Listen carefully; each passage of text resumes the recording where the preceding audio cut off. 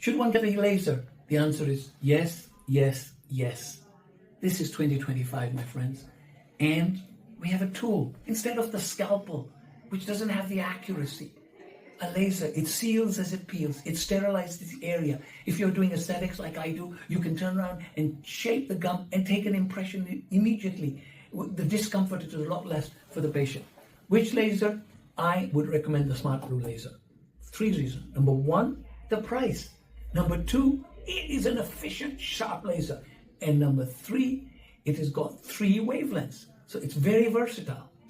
And if you're going to use a Ferrari, if you're going to drive the Ferrari, we need to know how to drive it. You need to have coaching in being able to use the laser so it's safe, it'll give you productivity and the accuracy and the best for your patient. The course, the hands-on course would provide you all of that. So my recommendation is yes to the laser. Which laser? A diode. Which diode? I'm biased to the Smart Blue laser, and must do the courses.